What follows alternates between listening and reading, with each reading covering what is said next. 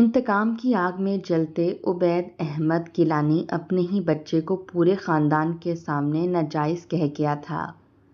حشمت be نے سوالیہ نظروں سے مہرو کی طرف دیکھا تھا کہ شاید وہ اپنی گواہی میں کچھ کہے، لیکن مہر ماں بالکل خاموش کھڑی تھی۔ اور پھر حشمت بی کے حکم پر مہر ماں کو قید کرنے کا حکم سنا دیا گیا۔ عبید کو لگا تھا کہ وہ چلائے گی، لیکن اس کی خاموشی نے عبید کے اندر ہلچل مچا دی تھی۔ اسی رات وہ دبے قدموں قید خانے کے دروازے تک پہنچا تھا، لیکن دروازہ کھولتے ہی اس کے ہوش اڑے تھے۔ جیسے ہی عبید احمد گیلانی حویلی کے اندر اپنی گاڑی کو پورچ میں کھڑا کر کے گاڑی سے نیچے اترا، سامنے مہر ماں کو دیکھ کر ماتھے پر بل پڑے تھے۔ فشار خون بڑھا تھا۔ اس لڑکی کو دیکھ کر عبید گیلانی کا تنفس بری طرح سے بگڑنے لگا تھا۔ جی چاہتا تھا کہ وہ اپنے دونوں ہاتھوں سے اس لڑکی کا گلا ہی دبا دے۔ اتنی نفرت شاید اس نے اپنی زندگی میں کبھی کسی سے نہیں کی تھی، جتنی نفرت اسے مہر ماں سے تھی۔ وہ اس وقت رنگ برنگے پھولوں کو توڑ رہی تھی جب وہ عین اس کے پیچھے آ کر کھڑا ہوا۔ کیا کر رہی ہو تم یہاں پر؟ وہ دھاڑتے ہوئے بولا تھا۔ آج تک کبھی اس نے مہر ماں سے سیدھے منہ بات نہیں کی تھی۔ وہ جو پھول توڑنے میں مگن تھی ایک دم سے چونکی تھی۔ اس نے پلٹ کر دیکھا اور گھبرا کر اس کے ہاتھ سے سارے پھول گر گئے تھے۔ ہوتی کون ہو تم میرے لان سے پھول توڑنے والی؟ تمہیں میں کس طرح سے اس حویلی میں برداشت کر رہا ہوں یہ میں ہی جانتا ہوں۔ میرا بس چلے تو تمہیں جان سے ہی مار ڈالوں۔ دفع ہو جاؤ اندر، اور کوشش کیا کرو میرے سامنے مت آیا کرو۔ وہ دھاڑتے ہوئے بولا تھا۔ مہر ماں تو اسے دیکھ کر ہی اپنے ہوش کھو بیٹھتی تھی۔ بہت ڈرتی تھی۔ فوراً سے تیز قدموں سے بھاگتی ہوئی وہ حویلی کے اندر چلی گئی۔ سیدھا اوپر کا زینہ چڑھ کر اپنے کمرے میں آ کر بیڈ پر اوندھے منہ لیٹ کر رونے لگی۔ اسے آج تک یہ بات سمجھ نہیں آئی تھی کہ اس نے اس شخص کا بگاڑا کیا ہے۔ وہ کیوں ہر وقت اس کے پیچھے ہاتھ دھو کر پڑا رہتا ہے؟ اس سے اتنی نفرت کرتا ہے تو کیوں کرتا ہے؟ کافی دیر وہ دبی دبی سسکیوں سے روتی رہی۔ تبھی ایک ملازمہ نے کہا، بی بی صاحبہ آپ کو بڑی بی بی نے بلایا ہے۔ حشمت بی مہر ماں اور عبید گیلانی کی دادی تھیں۔ مہر ماں 8 سال کی تھی جب اس کے والدین کا کار ایکسیڈنٹ میں انتقال ہو گیا تھا، لیکن جب سے اس نے ہوش سنبھالی تھی اس نے ہمیشہ اپنے سے 10 سال بڑے عبید گیلانی کو ایسا ہی دیکھا تھا۔ وہ آنکھوں میں انگارے لیے ہوئے ہی مہر ماں کو دیکھتا تھا۔ صرف ایک دادی تھیں جو مہر ماں سے بہت محبت کرتی تھیں، اور عجیب بات یہ تھی کہ وہ دوگلا شخص حشمت بی کے سامنے مہر ماں کو کچھ نہیں کہتا تھا، بلکہ اسے یوں بات کرتا تھا جیسے کہ ان کے بیچ کبھی کوئی تلخی ہوئی ہی نہ ہو۔ دیکھنے کا انداز تک بدل لیتا تھا، اور مہر ماں سمجھ نہیں پاتی تھیں کہ اس کا اصل روپ کون سا ہے۔ بہرحال وقت کے ساتھ ساتھ مہر ماں خود ہی اس کے سامنے جانے سے کترانے لگی۔ جب تک وہ حویلی میں ہوتا مہر ماں اپنے کمرے میں خود کو مقید کر لیتی تھی۔ کئی بار تو اس کے آنے سے پہلے ہی کھانا کھا لیتی، لیکن کبھی بھولے سے بھی اس کا سامنا عبید سے ہوتا تو اس کی نفرت اور غصے کے آگے وہ کانپ کے رہ جاتی تھی۔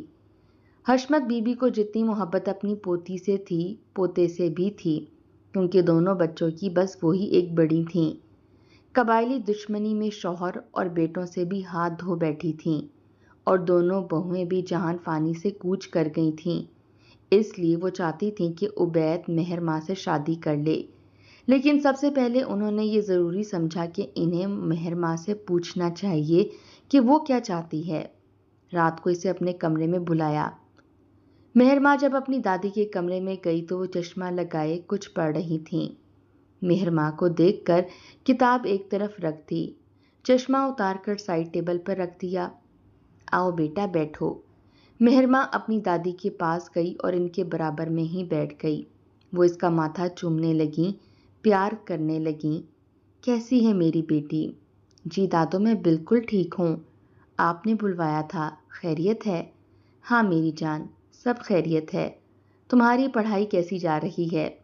ٹھیک جا رہی ہے، بس انٹر کے ایگزام ہونے والے ہیں، اس کے بعد میں یونیورسٹی جانا چاہتی ہوں۔ یونیورسٹی؟ حشمت بی بی نے حیرت سے مہر ماں کی طرف دیکھا۔ تم جانتی ہو ہمارے خاندان میں لڑکیاں یونیورسٹی نہیں جاتیں۔ حشمت بی بی کا لہجہ سخت ہوا تھا۔ دادو، مجھے آگے پڑھنا ہے۔ ہاں تو کالج میں پڑھتی رہو، اگر آپ کو زیادہ ہی فکر ہے تو میں گرلز یونیورسٹی چلی جاؤں گی، لیکن مجھے آگے تعلیم حاصل کرنی ہے۔ میں اتنی محنت کر رہی ہوں، آپ کو پتہ ہے نا میڈیکل کتنی مشکل ہوتی ہے۔ مجھے ڈاکٹر بننا ہے اور اپنے گاؤں میں ہاسپٹل کھولنا ہے۔ یہی تو دادا کا خواب تھا، بابا کا بھی خواب تھا اور امی کا بھی۔ یہ سن کر حشمت بی بی نے گہری سانس لی۔ بیٹا، میڈیکل یونیورسٹی لڑکیوں کے لیے ابھی تک الگ سے تو نہیں بنی۔ تو کوئی بات نہیں دادو، آپ کو کس بات کا ڈر ہے؟ کیا آپ کو میری تربیت پر بھروسہ نہیں ہے؟ باخدا میں ایسا کوئی قدم نہیں اٹھاؤں گی، وہ روحانسی ہوئی۔ ارے بچے، مجھے تم پر یقین ہے، بس اس معاشرے پر یقین اور بھروسہ نہیں۔ تمہیں نہیں پتا لڑکے کن کن باتوں سے لڑکیوں کو اپنے جال میں پھنسا لیتے ہیں۔ دادو، میں آپ سے وعدہ کرتی ہوں میں کسی سے بات تک نہیں کروں گی، لیکن مجھے اپنے دادا کا، اپنی امی بابا کا خواب پورا کرنا ہے۔ مجھے ڈاکٹر بننا ہے، یہاں ہاسپٹل بنوانا ہے۔ پلیز مجھے اجازت دے دینا۔ اچھا ٹھیک ہے، بات کی بات بعد میں لے کے جائیں گے۔ جس بات کے لیے تمہیں بلایا ہے وہ تو میں نے ابھی کہی ہی نہیں۔ ہاں تو کہے نا، مہر ماں نے اپنی دادی سے کہا تو اپنے دونوں ہاتھوں میں دادی کے ہاتھ لے لیے۔ بیٹا، میں چاہتی ہوں کہ تمہارا نکاح عبید سے کر دوں۔ یہ سننا تھا کہ یکدم مہر ماں کا رنگ پھیکا پڑا تھا۔ اس نے اپنے دونوں ہاتھوں سے اپنی دادی کا ہاتھ یکدم پیچھے کیا۔ دادو، وہ ایک دم سے کھڑی ہو گئی۔ اسے یقین نہیں آ رہا تھا کہ حشمت بی بی اس سے یہ بات بھی کہہ سکتی ہیں۔ کیا ہوا؟ نہیں نہیں، پلیز دادو، میں عبید لالا سے شادی نہیں کر سکتی، وہ مجھ سے بہت بڑے ہیں۔ آپ ان کی شادی کسی اور سے کر دیں۔ ارے کیوں کر دوں؟ میں نے تو بچپن سے ہی سوچ رکھا تھا، اور پھر اس طرح سے تم میری نظروں کے سامنے ہمیشہ رہو گی۔ میرا دل نہیں مانتا کہ میں تمہیں کہیں اور بھیجوں۔ مہر ماں کی جان پر بنی تھی۔ نہیں دادو پلیز، خدا کے لیے مجھے نہیں کرنی عبید لالا سے شادی۔ وہ بری طرح سے گھبرائی تھی، ڈر گئی تھی۔ اچھا مجھے وجہ بتاؤ، اگر تمہیں لگتا ہے کہ وہ تم سے 10 سال بڑا ہے اور یہ کوئی اور بڑی وجہ ہے تو ایسا کچھ نہیں ہے۔ تمہاری والدہ سے تمہارے والد بھی 10 سال بڑے تھے، تمہارے دادا مجھ سے 12 سال بڑے تھے، یہ تو کوئی وجہ نہ ہوئی۔ دادی، مجھے ان سے شادی ہی نہیں کرنی، یہ میرا آخری فیصلہ ہے۔ اگر آپ میری پسند اور ناپسند کو ذرا بھی اہمیت دیتی ہیں تو دوبارہ مجھ سے عبید لیلا کے بارے میں ایسی بات مت کہیے گا۔ اس کے علاوہ آپ کو اجازت ہے آپ جس سے چاہیں میری شادی کر دیں، مجھے کوئی اعتراض نہیں ہوگا۔ باہر عبید جو اپنی دادی سے ہی زمینوں کے متعلق کچھ ضروری بات کرنے آیا تھا، دروازے سے باہر کھڑا مہر ماں کی ساری بات سن چکا تھا۔ اندر آتش فشاں تھا جو پھٹنے کے لیے تیار تھا۔ اس لڑکی کی اتنی ہمت کہ یہ میرے لیے انکار کر رہی ہے، میرے لیے، عبید احمد گیلانی کے لیے۔ عبید کا تو بس نہیں چل رہا تھا کہ کیا نہ کر گزرے۔ وہیں سے پلٹ کر اپنے کمرے میں چلا گیا۔ جانتا تھا کہ حشمت بی کو پوتے سے زیادہ پوتی سے پیار ہے، تبھی عبید سے پوچھنے کی ضرورت محسوس نہیں کی۔ سب سے پہلے مہر ماں سے پوچھنا ضروری سمجھا۔ ارے وہ ہے کیا، خود کو کیا سمجھتی ہے؟ مجھے ریجیکٹ کرے گی، حویلی کے اکلوتے وارث کو۔ اس نے سگریٹ ڈبیا سے نکالی اور اپنے منہ میں لی، لائٹر سے سگریٹ جلائی اور پینا شروع کر دی۔ ساتھ ساتھ کمرے میں چکر پر چکر کاٹے جا رہا تھا۔ اے سی کا ٹمپریچر 16 پر تھا، لیکن اسے لگ رہا تھا جیسے اس کے اندر آگ لگی ہوئی ہے۔ انتقام تو وہ پہلے بھی اس سے لینا چاہتا تھا۔ جو کچھ اس لڑکی کی وجہ سے اس کے ساتھ ہوا تھا وہ اس واقعے کو ہی بھول نہیں پا رہا تھا، اور اس پر اس لڑکی کی اتنی ہمت کہ وہ عبید کو ریجیکٹ کرے، اس بات نے تو جیسے عبید کے اندر آگ سی لگا کے رکھ دی تھی۔ 1 گھنٹے کے اندر اندر وہ 10 سے 12 سگریٹ پی چکا تھا۔ اندر کی آگ مزید بھڑک کر رہ گئی تھی۔ بڑی مشکل سے اس نے رات کاٹی تھی، اور وہ بھی لگ رہا تھا جیسے کانٹوں پر بسر کی ہو۔ صبح صبح ناشتے کی ٹیبل پر بیٹھا تو حشمت بی کو دیکھ کر اسے لگا تھا کہ شاید وہ عبید سے بات کریں گی، لیکن انہوں نے کوئی بات نہیں کی۔ وہ زمینوں کے متعلق بات کرتا رہا اور وہ بھی زمینوں کے متعلق جواب دیتی رہیں، لیکن اسے برداشت نہیں ہو رہا تھا۔ کہنے لگا، مہرماں کہاں ہے؟ اس کے منہ سے مہرماں کا نام سن کر حشمت بی کو حیرت ہوئی تھی۔ کیوں؟ تمہیں کیا کام ہے اس سے؟ حشمت بی کا لہجہ تھوڑا سخت ہوا۔ کیا مطلب؟ کیا میں اس کے بارے میں پوچھ نہیں سکتا؟ کیا وہ میری کچھ نہیں لگتی؟ مہرماں جہاں بھی جاتی ہے مجھے بتا کر جاتی ہے، تمہیں اس کے لیے فکر مند ہونے کی ضرورت نہیں ہے۔ کالج گئی ہے۔ کب تک اس کی پڑھائی جاری رہے گی اور کتنا پڑھنا چاہتی ہے؟ بڑا دو ٹوک انداز تھا۔ دروازے کے باہر کھڑا وہ ساری گفتگو تو سن چکا تھا، اب جان بوجھ کر پوچھ رہا تھا۔ حشمت بی نے فلاسک سے چائے کپ میں ڈالتے ہوئے کہا، ابھی تو پری میڈیکل کر رہی ہے، وہ تو ڈاکٹر بننا چاہتی ہے، مگر کوئی ضرورت نہیں ہے۔ چائے کا آخری گھونٹ بھرتے ہوئے عبید نے یہ بات کہی اور کھڑا ہو گیا۔ آپ جانتی ہیں کہ ہمارے خاندان میں لڑکیاں یونیورسٹی نہیں جاتیں، وہ بھی نہیں جائے گی۔ یوں تو حشمت بی بی بھی ایسا نہیں چاہتی تھیں، لیکن ماتھے پر بل ڈال کر کہنے لگیں، یہ فیصلہ کرنے والے تم کون ہوتے ہو؟ میں بھی زندہ ہوں۔ چلو ٹھیک ہے، آپ زندہ ہیں تو اللہ آپ کی عمر دراز کرے، لیکن اسے کہہ دیجیے گا کہ پری میڈیکل کے امتحان دینے کے بعد نکاح کی تیاری کر لے۔ یہ سن کر حشمت بھی کہنے لگیں، کیا مطلب ہے تمہارا؟ مہر ماں کا ہر فیصلہ میں کروں گی۔ ابھی میں مری نہیں ہوں۔ دادو بابا اس کا اور میرا رشتہ بچپن میں طے کر کے گئے تھے، اور میں کب تک انتظار کروں گا؟ 32 سال کا ہو گیا ہوں، مجھے میرا وارث بھی چاہیے، شادی تو مجھے کرنی ہے۔ جو آگ مہر ماں کے انکار سے عبید کے اندر لگ چکی تھی، وہ اتنی آسانی سے کہاں بجھنے والی تھی۔ اس رشتے کو تم ختم ہی سمجھو تو بہتر ہے۔ بہتر ہے؟ عبید کے ماتھے پر بل پڑے۔ کیوں دادو؟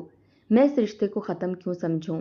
ہمارے خاندان میں فیصلے بڑے ہی کرتے ہیں، اور یہ دادا سائی کا بھی حکم تھا، فیصلہ تھا، اگر آپ کو یاد ہو تو۔ ہاں، لیکن ہمارے خاندان نے کبھی لڑکیوں کی رضامندی کے خلاف بھی فیصلہ نہیں کیا، اور میں تم سے اس کی شادی کرنا نہیں چاہتی۔ اس کے علاوہ خاندان کی جس لڑکی پر ہاتھ رکھو گے میں تمہارا رشتہ مانگ لوں گی، اور مجھے نہیں لگتا کہ انکار ہوگا۔ حشمت بھی جیسے بات کو ختم کر چکی تھیں۔ چائے کا کپ ان کا بھی ختم ہو چکا تھا، اٹھ کر کھڑی ہو گئیں۔ دادو، خاندان کی جس لڑکی پر میں ہاتھ رکھوں اور اس کا رشتہ آپ مانگ لیں، اس یقین سے کہ وہ انکار نہیں کرے گی، تو پھر مہر ماں کو کیا تکلیف ہے؟ میں اسی پر ہاتھ رکھ دیتا ہوں، اسے راضی کرنا آپ کا کام ہے۔ حشمت بھی کہنے لگی، میں تمہیں پہلے بھی کہہ چکی ہوں کہ کوئی زبردستی کا رشتہ یہاں قائم نہیں ہوگا۔ مہر ماں تم سے شادی نہیں کرنا چاہتی، اور بہتر ہے کہ دوبارہ اس موضوع پر ہمارے بیچ بات نہ ہو۔ بڑے غصے سے عبید اٹھ کر حویلی سے باہر چلا گیا۔ پورا دن ٹھیکیدار پر چیختا رہا، کسانوں پر چیختا رہا، اپنا غصہ نکالنے کی کوشش کر رہا تھا، اور حویلی بھی جلدی واپس آ گیا۔ عین اسی وقت مہر ماں کالج سے واپس آئی تھی۔ اس کے پری میڈیکل کے پیپر ہونے والے تھے۔ وہ بہت تیزی سے آگے بڑھا اور جا کر مہر ماں کا بازو پکڑ لیا۔ کیا سمجھتی ہو تم خود کو؟ مہر ماں تو سمجھ نہیں پائی تھی کہ آخر عبید کو ہوا کیا ہے۔ عبید لالا، میرا بازو چھوڑیے، آپ کیا کر رہے ہیں؟ اور یہ شٹ اپ، کیا سمجھتی ہو تم؟ بہت خوبصورت ہو، کس بات کی اکڑ اور ناز ہے تمہیں؟ کس بات کا غرور ہے؟ میں اگر چاہوں نا مہر ماں بی بی تو 2 منٹ میں تمہارا سارا غرور پاش پاش کر سکتا ہوں۔ بڑی زور سے عبید نے مہر ماں کا ہاتھ پکڑ رکھا تھا۔ لالا میرا ہاتھ چھوڑیں، وہ چلائی تھی۔ دوسرے ہاتھ کی انگلی سے ہی اسے وارن کرتے ہوئے عبید کہنے لگا، آواز نیچے، تم ہوتی کون ہو مجھ سے بلند لہجے میں بات کرنے والی؟ تم مجھے ریجیکٹ کرو گی؟ اوقات کیا ہے تمہاری میرے سامنے؟ تم کچھ بھی نہیں ہو، ایک ایسی چونٹی ہو جسے میں جب چاہوں جیسے چاہوں مسل کر رکھ دوں۔ تمہاری ہمت کیسے ہوئی دادو کو انکار کرنے کی؟ میں تمہیں صرف 24 گھنٹے کا وقت دے رہا ہوں۔ مہر ماں بی بی، جس زبان سے میرے لیے انکار کیا ہے نا، جاؤ اور دادو سے جا کے کہو کہ تم مجھ سے شادی کرنا چاہتی ہو، اپنی پوری دلی رضامندی سے۔ یہ کہہ کر عبید نے اس کا بازو چھوڑا تھا، میں آپ کو پسند نہیں کرتی۔ بڑے دھیمے لہجے میں مہرماں نے یہ بات کہی تھی۔ سینے میں دل زور زور سے دھڑک رہا تھا۔ صرف 24 گھنٹے ہیں تمہارے پاس۔ 24 گھنٹے کے اندر اندر اگر دادو نے مجھے تمہاری رضامندی کی خبر نہ دی تو یقین جانو بہت پچھتاؤ گی، بلکہ تمہیں میں پچھتانے کا وقت بھی نہیں دوں گا۔ تم مجھے ابھی جانتی نہیں ہو، مہرماں کا صبر جواب دے گیا تھا۔ آپ کیا چاہتے ہیں؟ کس چیز کی نفرت ہے جو ہر وقت آپ مجھے دکھاتے رہتے ہیں؟ آخر میں نے آپ کا بگاڑا کیا ہے؟ اپنی بکواس بند کرو۔ جو کہہ رہا ہوں میں بس اس پر عمل کرو۔ نہیں کرو گی، میں مر کر بھی آپ سے شادی نہیں کروں گی، نہ آج نہ کل۔ میرا فیصلہ آپ کے لیے کبھی نہیں بدلے گا۔ یہ کہہ کر وہ تیز قدموں سے اندر چلی گئی اور عبید اسے دیکھتا رہ گیا۔ تو تم چاہتی ہو کہ میری نفرت کی انتہا کو دیکھو، تو تمہاری مرضی ہے مہرماں بی بی۔ تمہارے ساتھ جو کچھ میں کروں گا نا، تم اس حویلی میں کسی کو منہ دکھانے کے قابل نہیں رہو گی۔ غصے سے اپنے دانت بیچتے ہوئے عبید اپنی گاڑی میں بیٹھ کر چوکیدار پر چلانے لگا، گل خان مین گیٹ کھولو۔ یہ کہہ کر وہ بڑی تیز رفتاری سے اپنی جیپ باہر لے گیا تھا۔ مہرماں اندر آئی تو تب تک حشمت بی بی اپنے کمرے میں جا چکی تھیں۔ ناشتے کے بعد وہ دوائیوں کے بعد کھانے کے بعد کچھ دیر آرام کرتی تھیں، اس لیے مہرماں نے انہیں ڈسٹرب کرنا مناسب نہیں سمجھا۔ ان کی طبیعت ٹھیک نہیں رہتی تھی، اس لیے وہ کبھی بھی اپنی دادو کو وہ عبید کے رویے کے بارے میں نہیں بتاتی تھی، لیکن اب تو وہ کھلے عام دھمکیوں پر اتر آیا تھا۔ وہ اپنے کمرے میں آ گئی۔ عبید کے سامنے تو بہادری دکھا گئی تھی، لیکن دل بڑی زور سے دھڑک رہا تھا۔ خوف کے مارے ریڑھ کی ہڈی میں سنسناہٹ سی ہونے لگی۔ پہلے تو سوچا کہ ساری بات حشمت بی بی کو بتا دے، لیکن پھر اپنا ارادہ ملتوی کر دیا کہ کہیں ان باتوں کی وجہ سے ان کی طبیعت ہی نہ خراب ہو۔ اور عبید کو تو عادت ہے ہر وقت اسے ڈانٹنے کی، دھمکانے کی۔ پتہ نہیں اس کے اندر مہرماں کے لیے اتنی نفرت کیوں بھری ہوئی ہے۔ یہ سوال مہرماں اپنے آپ سے کئی بار کر چکی تھی کہ وہ اتنی نفرت اس سے کیوں کرتا ہے، اور عبید کی نفرت کا ہی نتیجہ تھا کہ مہرماں نے اسے شادی سے انکار کیا تھا، ورنہ وہ حشمت بی بی کو چھوڑ کر جانے کا تصور بھی نہیں کر سکتی تھی۔ اس کی آنکھوں سے آنسو بہہ رہے تھے، رو دھو کر وہ اپنے آپ کو ہلکا پھلکا محسوس کر رہی تھی۔ شاور لینے کے بعد اس نے کپڑے تبدیل کیے، کھانا کھایا اور اپنی دادو کے پاس جا کر بیٹھ گئی۔ لیکن عبید جو دھمکیاں اسے دے کر گیا تھا وہ اس نے اپنی دادو کو نہیں بتائیں۔ صبح عبید کے رویے کو دیکھ کر حشمت بی بی نے غصے میں کہا اور کہنے لگیں کہ میں تمہارے لیے رشتے کی بات خاندان میں کرنے والی ہوں، میں چاہتی ہوں کہ تمہارا فرض نبھا لوں۔ یہ سن کر مہرماں نے اپنی دادی کو بڑے غور سے دیکھا۔ کیوں دادو؟ مجھے ابھی شادی نہیں کرنی۔ دیکھو میں بیمار رہتی ہوں، اس لیے چاہتی ہوں کہ تمہاری شادی اپنی زندگی میں ہی کر دوں۔ مہرماں ان کے پاس بیٹھ گئی، اپنی دادی کا ہاتھ اپنے دونوں ہاتھوں میں لیا۔ ایسا کیوں کہہ رہی ہیں؟ اللہ نہ کرے آپ کو کچھ ہو جائے۔ لیکن دادو میرے خواب تو ادھورے رہ جائیں گے۔ میں میڈیکل کرنا چاہتی ہوں، مجھے ڈاکٹر بننا ہے۔ بیٹا، ہمارے خاندان میں بہت سے لڑکے ایسے ہیں جو پڑھے لکھے ہیں، اور میں یہ شرط رکھ دوں گی کہ شادی کے بعد بھی تمہیں آگے پڑھنے دیا جائے، اور میری بات کو کوئی ٹالے گا نہیں۔ مہرماں کہنے لگی پھر بھی شادی کے بعد میں میڈیکل جیسی پڑھائی کو آگے نہیں بڑھا سکتی۔ دیکھو بیٹا، میری مجبوری سمجھو، میں تمہاری شادی کرنا چاہتی ہوں۔ اگر یہ بات میں تم سے کہہ رہی ہوں تو کسی وجہ سے کہہ رہی ہوں، انکار کر کے مجھے مشکل میں نہ ڈالو۔ مہرماں سمجھ گئی تھی کہ شاید عبید کے ساتھ اس کی دادو کی کوئی انبن ہوئی ہے، اس لیے چپ ہو گئی۔ جیسے ہی برادری میں یہ بات پھیلی کہ حشمت بھی اپنی پوتی کا رشتہ خاندان کے کسی پڑھے لکھے لڑکے سے کرنا چاہتی ہیں، تو حامد گیلانی کا رشتہ اس کے لیے آیا تھا، اور وہ پڑھا لکھا بزنس مین تھا۔ اس کی عمر بھی لگ بھگ عبید جتنی ہی تھی۔ اس رشتے کو حشمت بی نے قبول کر لیا۔ عبید کو تب پتہ چلا جب رشتہ منظور ہو چکا تھا، تب وہ بہت جل رہا تھا، یعنی کہ میری اتنی بھی اوقات نہیں کہ مجھ سے مشورہ لے لیا جائے۔ دادو، آپ نے کس سے پوچھ کر مہرماں کا رشتہ طے کیا ہے؟ وہ چلایا تھا۔ आराम से बात करो। महरमा मेरी जिम्मेदारी है और मैं इसका रिश्ता जहाँ चाहूँ तय कर सकती हूँ। अच्छा, अब आपको उम्र का फ़र्क नज़र नहीं आ रहा? मेरी बारी में तो आपको उम्र का फ़र्क नज़र आ रहा था कि वो मुझसे 10 साल छोटी है।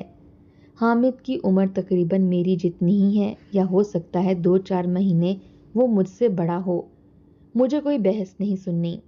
उबैद, वो लोग मंगनी का कह रहे हैं, और अगर तुम मंगनी का इंतज़ाम नहीं करवा सकते तो मुझे बता दो, मैं खुद करवा लूँगी। इसी महीने की 15 को हामिद की मंगनी मेहरमा के साथ है और 1 महीने बाद शादी। जब आपकी नज़र में मेरी कोई औकात और अहमियत ही नहीं है तो फिर जाएं, जाकर खुद इंतज़ामात भी करवा लें। मुझसे कोई भी उम्मीद मत रखिएगा और ना ही मैं ऐसी मंगनी में शिरकत करूँगा। मुझे कोई भी परेशान ना करे। ये कहकर वो सीधा अपने कमरे में चला गया। कमरे का दरवाज़ा बड़ी ज़ोर से बंद कर गया। मेहरमा तो सोफे पर बैठी फक रंग से सारी बात सुन रही थी। अंदर से डर गई थी। सारे इंतज़ामात हशमत बी ने ही हवेली में करवाए थे। किसी चीज़ की कोई कमी नहीं थी। हवेली की लॉन को बिल्कुल किसी बैंक्वेट की तरह सजाया गया था। खाने का बेहतरीन इंतज़ाम किया गया था। सिल्वर और ग्रे मैक्सी में वो कोई अप्सरा लग रही थी। ब्यूटिशियन इसे घर आकर तैयार करके गई थी। हशमत बी ने इसकी नज़र उतारी। माशाल्लाह से मेरी बच्ची बहुत प्यारी लग रही है। इसे लॉन में लाकर बिठाया गया। कुछ ही देर में लड़के वाले भी आ चुके थे। अपने कमरे की बालकोनी से सिगरेट पीते हुए इसे यूं सजा सवरा देखकर उबैद की रगों में खून की बजाय नफरत दौड़ रही थी। मुस्कुराती हुई मेहरमा हामिद के हमरा बैठी इसे जहर लग रही थी।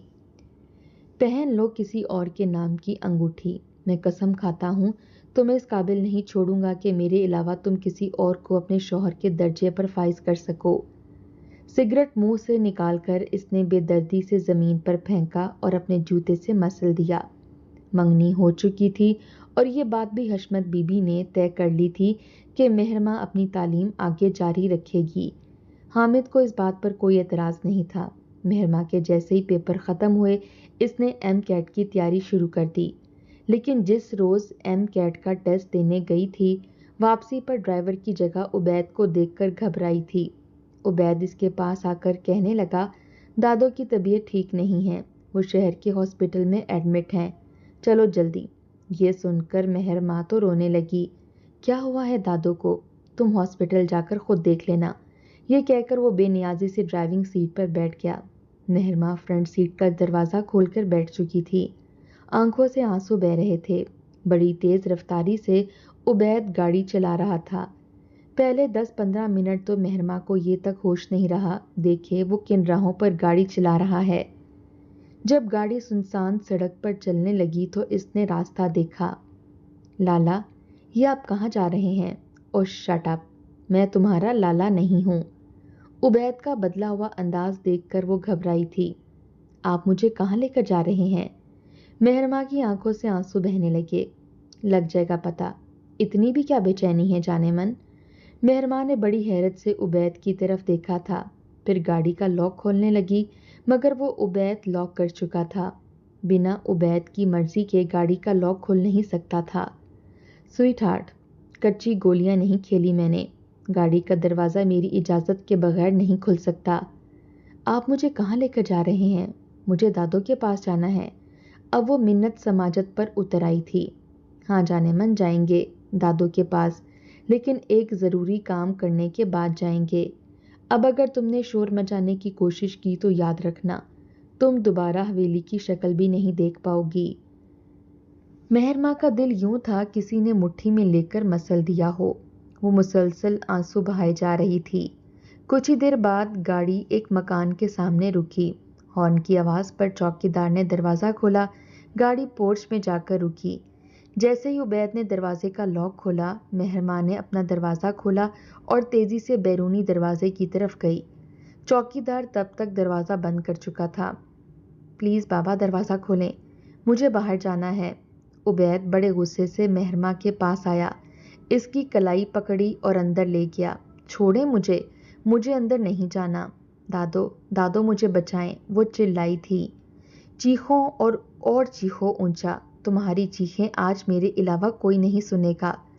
بڑی بے دردی سے وہ اسے کمرے میں لے جا کر بیڈ پر پٹک چکا تھا۔ مہرما اس کے ارادے بھانپ کر اس کے سامنے ہاتھ جوڑنے لگی۔ پلیز مجھے واپس جانے دیں، پلیز، میں آپ کی کزن ہوں، مجھے نہیں یاد کہ میں نے آپ کا کچھ بگاڑا ہے، خدا کے لیے مجھے چھوڑ دو۔ اس نے مہرما کا جبڑا اپنے ہاتھ میں پکڑا۔ تم چاہتی ہو نا کہ میں تمہیں یہاں سے جانے دوں؟ چاہتی ہو نا؟ وہ غصے سے دانت بینچ کے بولا۔ تو پھر بڑی خاموشی سے بنا شور مچائے تم مجھ سے نکاح کرو گی؟ یہ سن کر مہرما کے حواس گم ہوئے تھے۔ عبید اس کا منہ چھوڑ چکا تھا۔ میں کیسے نکاح کر سکتی ہوں؟ میری منگنی ہو چکی ہے، پلیز مجھے جانے دیں۔ منگنی ہوئی ہے، شادی نہیں ہوئی، اور اگر شادی بھی ہوئی ہوتی تب بھی میں تمہیں چھوڑتا نہیں۔ اب بتاؤ، نکاح شرافت سے کر کے عزت سے واپس جا سکتی ہو یا پھر یہیں تمہاری قبر کھود دوں؟ مہرما روئے جا رہی تھی۔ تبھی ایک ملازم نے دروازہ کھٹکھٹایا۔ عبید چلایا، کیا ہے؟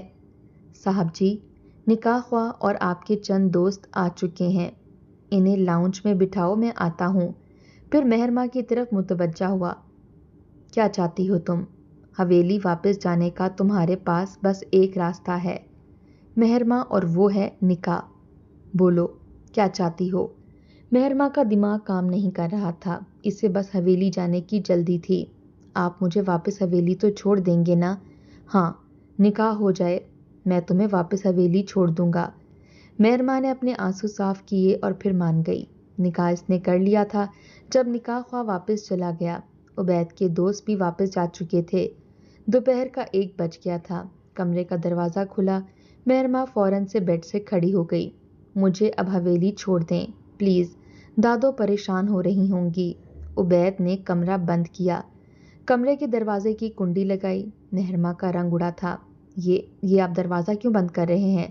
وہ بری طرح سے گھبرائی تھی۔ حویلی جانا ہے نا تمہیں؟ حویلی تم ضرور جاؤ گی، لیکن میری ہونے کے بعد۔ یہ سن کر مہرما رونے لگی۔ نہیں، آپ میرے ساتھ ایسا نہیں کر سکتے۔ عبید اس کے پاس آیا اور اسے بازو سے پکڑ کر بیڈ پر پھینکا تھا۔ کمرے میں مہرما کی دبی دبی سسکیاں گونج رہی تھیں۔ عبید اسے اپنا بنا چکا تھا۔ روتی ہوئی مہرما سے کہنے لگا، اپنا حلیہ درست کرو تاکہ تمہیں میں حویلی لے کر جاؤں، اور ایک بات یاد رکھنا، اگر دادو کے سامنے زبان کھولنے کی کوشش کی تو تمہاری جان لے لوں گا۔ مہرما روئی جا رہی تھی۔ بند کرو اپنے آنسو ورنہ مجھے نہیں جانا حویلی، آپ ایسا کریں مجھے جان سے مار ڈالیں، وہ چلائی تھی۔ تمہاری یہ خواہش بھی پوری کر دوں گا، اٹھو اور اپنا حلیہ درست کرو، 10 منٹ ہیں تمہارے پاس۔ عبید یہ کہہ کر کمرے سے باہر جا چکا تھا۔ مہرما واش روم میں چلی گئی، نہا کر کمرے میں آئی، اپنی چادر سے خود کو لپیٹا۔ جب کمرے سے باہر آئی تو عبید اسی کا منتظر تھا۔ اسے گاڑی میں بیٹھنے کا کہہ کر خود ڈرائیونگ سیٹ سنبھال چکا تھا۔ عبید اسے حویلی لے گیا۔ حشمت بی بی مہرما کا انتظار کر رہی تھیں۔ وہ گمسم ہو چکی تھی۔ گاڑی سے نیچے اتری، حشمت بی کہنے لگیں، مہرما اتنی دیر کہاں ہو گئی؟ وہ بس اتنا ہی بولی کہ ٹیسٹ دیر سے شروع ہوا تھا۔ یہ کہہ کر اپنے کمرے میں چلی گئی اور کمرے کا دروازہ بند کر لیا۔ جو کچھ اس کے ساتھ عبید نے کیا تھا وہ سوچ بھی نہیں سکتی تھی۔ آج عبید کا بدلہ پورا ہوا تھا۔ اسے آج بھی یاد تھا کہ اس کی ماں کی باتیں، یہ عورت میری جان کی دشمن ہے، یہ میرا گھر اجاڑ دے گی۔ عبید اس وقت 10 سال کا تھا جب اس نے اپنی ماں کو روتے ہوئے دیکھا تھا۔ امی جان، کون آپ کا گھر برباد کر دے گی؟ اس کی والدہ کو پاگل پن کے دورے پڑتے تھے، اور جو اس عورت کے منہ میں آتا تھا وہ کہتی تھی، تمہاری چاچی، جب سے تمہارے چاچا مارے گئے ہیں یہ عورت تمہارے باپ پر ڈورے ڈالتی ہے۔ اس وقت مہرما چند ماہ کی تھی۔ عبید کے کچے ذہن میں یہ بات بیٹھ گئی۔ اسے اپنی چاچی اور مہرما سے نفرت سی ہونے لگی۔ ایک بار اس کی والدہ کو پاگل پن کا دورہ پڑا تو حویلی کی چھت پر جا کر چھت سے نیچے کود گئی۔ عبید کو لگا کہ اس کی والدہ کو اس کی چچی نے چھت سے نیچے پھینکا ہے، حالانکہ ایسا کچھ نہیں تھا۔ وہ ذہنی طور پر ٹھیک نہیں تھیں۔ چند مہینے گزرنے کے بعد عبید کے دادا نے عبید کے والد کی شادی مہرما کی والدہ سے کروا دی۔ اب تو عبید کو یقین ہو گیا کہ ضرور اس کی چاچی نے اس کی والدہ کو جان سے مارا ہے۔ اس لیے اسے چاچی اور مہرما سے نفرت تھی۔ مہرما 10 سال کی ہوئی تو اس کی والدہ اور تایا جیسے وہ اپنا باپ سمجھتی تھی دشمنوں کی گولی سے مارے گئے۔ تب تو جیسے عبید کو کھلی چھٹی مل گئی تھی۔ وہ جب بھی موقع ملتا مہرما کو تنگ کرتا، کبھی اسے اسٹور میں بند کر دیتا، کبھی اسے چیزیں چھین کر اسے ڈراتا کہ خبردار جو دادو کو بتایا میں تمہیں بہت ماروں گا، اور مہرما ڈر جاتی۔ مہرما سوچ چکی تھی کہ دادو کو سب کچھ بتا دے گی، مگر انہی دنوں دادو کو ہارٹ اٹیک ہوا۔ ڈاکٹر نے پریشانی والی بات بتانے سے منع کر دیا۔ مہرما چپ سی ہو گئی۔ عبید کا جب بھی مہرما سے سامنا ہوتا تو وہ نفرت سے اسے دیکھتی ہوئی اپنے کمرے میں چلی جاتی اور وہ مسکرانے لگتا۔ ایک بار وہ پانی پینے اپنے کمرے سے باہر آیا تو مہرما لاؤنج میں جائے نماز بچھائے دعا مانگتے ہوئے رو رہی تھی، سسکیوں سے رو رہی تھی۔ یہ دیکھ کر عبید ٹھٹکا تھا، پانی پینے کی بجائے اس کے پاس آ گیا۔ مجھے بد دعائیں دے رہی ہو؟ جان بوجھ کر وہ بولا تھا، مگر مہرما نے کوئی جواب نہیں دیا، بلکہ جائے نماز تہہ کر کے رکھ دیا اور اپنے کمرے میں جانے لگی۔ تبھی وہ بھی مہرما کے پیچھے جانے لگا۔ جیسے ہی مہرما اپنے کمرے کا دروازہ بند کرنے کے لیے پلٹی، سامنے عبید کو دیکھ کر ڈر گئی تھی۔ اتنی بے رخی، وہ بھی اپنے مجازی خدا سے؟ نو سویٹ ہارٹ، نو۔ وہ مہرما کے کمرے میں آنے لگا، لیکن وہ بیچ میں کھڑی تھی۔ راستہ دو اپنے شوہر کو، آج میں تمہارے ساتھ سونا چاہتا ہوں۔ مہرما نے دروازہ بند کر لیا اور جلدی سے لاک بھی کر دیا۔ عبید ہنستا ہوا اپنے کمرے میں چلا گیا۔ 1 مہینے بعد ہی مہرما کی طبیعت خراب رہنے لگی۔ اپنی کیفیت سے وہ سمجھ گئی تھی کہ وہ پریگننٹ ہو چکی ہے، اس لیے بہت روئی تھی، مگر نہ تو عبید کو بتایا اور نہ کسی اور سے ذکر کیا۔ دوسری طرف حامد کے گھر والے شادی مانگنے لگے۔ یہ سن کر مہرما کی جان پر بنی تھی۔ تبھی عبید نے اپنی دادی سے کہا کہ آپ مہرما کی رخصتی پر میری منگنی بھی کر دیں۔ وہ جانتا تھا کہ مہرما اس کے نکاح میں ہوتے ہوئے کبھی شادی کے لیے رضامندی نہیں دے گی، مگر مہرما نے انکار ہی نہیں کیا۔ یہ دیکھ کر عبید کی بے چینی بڑھنے لگی کہ وہ انکار کیوں نہیں کر رہی۔ شادی کی تاریخ طے ہو گئی۔ ایک بار عبید کچن میں آیا تو مہرما اس وقت اپنے لیے نیبو پانی بنا رہی تھی۔ جب عبید نے پوچھا تم شادی سے انکار کیوں نہیں کر رہی، جانتی ہو کہ تم نکاح پر نکاح نہیں کر سکتی؟ مہرما نے اب بھی کوئی جواب نہیں دیا تھا۔ تم سے بات کر رہا ہوں، دیواروں سے نہیں، وہ دھیمے لہجے میں گرایا، مگر وہ نیبو پانی پینے لگی۔ مہرما کے کمال اطمینان پر عبید کی جان جلی تھی۔ بھاڑ میں جاؤ، یہ کہہ کر وہ اپنے کمرے میں چلا گیا، مگر دل بے چین سا ہو گیا تھا کہ وہ انکار کیوں نہیں کر رہی۔ وقت گزرنے لگا، شادی کی تیاریاں ہو رہی تھیں۔ وہ کئی بار مہرما سے کہہ چکا تھا کہ وہ انکار کر دے، نہ وہ بات کرتی تھی نہ جواب دیتی تھی، بلکہ وہاں سے اٹھ کر چلی جاتی تھی۔ 4 مہینے گزرنے کے بعد اس کا وجود ظاہر ہونے لگا تو حشمت بی کے تو ہوش اڑے۔ مہرما، یہ تم موٹی کیوں ہو رہی ہو؟ مہرما نے کہا میں پریگننٹ ہوں۔ یہ سن کر حشمت بی کا تو دل ہاتھ پر آیا تھا۔ یہ کیا بک رہی ہو لڑکی؟ ٹھیک کہہ رہی ہوں دادو، میری شادی کی تیاری مت کریں، مہرما یہ کہہ کر کمرے سے جانے لگیں۔ کس کا بچہ ہے یہ؟ حشمت بی کا دل بس میں نہیں تھا۔ عبید سے پوچھیں، یہ کہہ کر وہ کمرے سے باہر نکل گئی۔ حشمت می نے جب عبید سے پوچھا تو وہ صاف مکر گیا۔ اسے لگا مہرما چلائے گی، لیکن وہ کچھ نہیں بولی۔ اسے بدکردار کہہ کر قید خانے میں بند کر دیا گیا۔ عبید کو اب چین نہیں مل رہا تھا، لیکن وہ چین عبید کو بھی نہیں مل رہا تھا۔ وہ پریگننٹ ہے کیسے ہو سکتی ہے؟ وہ سگریٹ پیتے ہوئے کمرے کے چکر کاٹ رہا تھا۔ ہو بھی سکتی ہے، ہمارے بیچ رشتہ تو قائم ہو چکا تھا، یعنی کہ میرا وارث آنے والا ہے، میری اولاد۔ دل میں ایک عجیب سی کیفیت نے سر اٹھایا تھا۔ رات کے آخری پہر وہ بڑی خاموشی سے وہ کمرے میں گیا۔ دیکھا مہرما کو زنجیروں میں باندھا ہوا تھا، کھانے کی ٹرے ویسے ہی پڑی تھی، مطلب اس نے کچھ نہیں کھایا تھا۔ وہ وہیں زمین پر لیٹی سو رہی تھی۔ مہرما، اٹھو۔ عبید کا لہجہ پہلی بار نرم پڑا تھا۔ مہرما نے آنکھیں کھولی مگر بولی کچھ نہیں۔ تم نے مجھے بتایا کیوں نہیں؟ آپ کیا کر لیتے؟ اپنی اولاد کو آپ ناجائز کہہ چکے ہیں۔ وہ بچہ ہوگا تو میں اس کا گلا گھونٹ کر اسے مار ڈالوں گی۔ مجھے نفرت ہے آپ سے جڑے ہر تعلق سے اور اپنے وجود میں پلنے والی آپ کی اولاد سے، وہ چلا کر بولی تھی۔ مجھے اچانک سے دادو کے منہ سے جب یہ بات معلوم ہوئی تو مجھے سمجھ نہیں آئی کہ کیا کروں، لیکن مجھے میرا بچہ چاہیے۔ تو میرے بچے کو نقصان نہیں پہنچا سکتی۔ چلو کھانا کھاؤ۔ اس نے ٹرے مہرماں کے سامنے کی، مگر وہ ہاتھ سے ٹرے الٹ چکی تھی۔ سارا کھانا مٹی سے بھری زمین پر گر گیا۔ عبید کو غصہ آیا۔ مہرماں، اگر میرے بچے کو کچھ ہوا تو میں… کیا کریں گے آپ؟ ہو سکتا ہے بیٹی ہو، اللہ کرے کہ بیٹی ہو، اور اس کے ساتھ بھی وہی کچھ ہو جو میرے ساتھ آپ نے کیا ہے۔ مہرماں… ایک زوردار تھپڑ مہرماں کے منہ پر پڑا۔ زبان سنبھال کر بات کرو، یہ کہہ کر وہ واپس اپنے کمرے میں آ گیا، مگر آنکھیں بند کرتا تو معصوم سی بچی کا روتا ہوا چہرہ نظر آتا۔ وہ اٹھ کر بیٹھ گیا، اپنے کیے پر پچھتاوا ہونے لگا۔ پھر سے سونے کی کوشش کرنے لگا تو لگا کہ مہرماں ایک معصوم بچے کا گلا گھونٹ رہی ہے اور بچہ رو رہا ہے۔ وہ پھر سے اٹھ کر بیٹھ گیا۔ اسے ایک پل چین نہیں مل رہا تھا۔ بچے کے لیے اس کے دل میں عجیب سی تڑپ پیدا ہوئی تھی۔ پوری رات وہ ٹھیک سے سو نہیں پایا۔ صبح ہوتے ہی قید خانے میں گیا، مگر ہوش اڑ گئے کیونکہ مہرماں بے ہوش پڑی تھی۔ اس کا بی پی لو ہو گیا تھا۔ اسے بے ہوش دیکھ کر وہ گھبرا گیا۔ اسے فوراً سے گاڑی میں بٹھا کر ڈاکٹر کے پاس لے کر گیا۔ اسے ڈرپ لگائی گئی، پھر جا کے کنڈیشن ٹھیک ہوئی۔ جب اسے ہوش آیا تو وہ کہنے لگی، کیوں بچایا آپ نے مجھے؟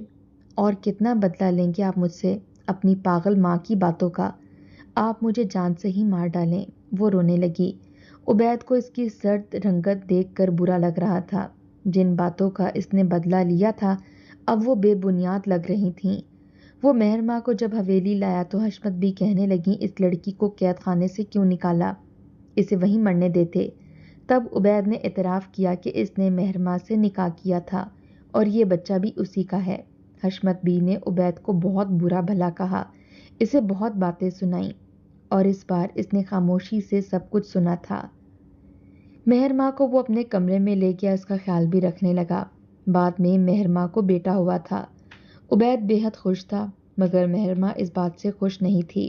وہ کئی بار اپنے کیے کی معافی مانگ چکا تھا، لیکن مہرماں نے معاف نہیں کیا۔ آپ کا کیا خیال ہے؟ مہرماں کو معاف کرنا چاہیے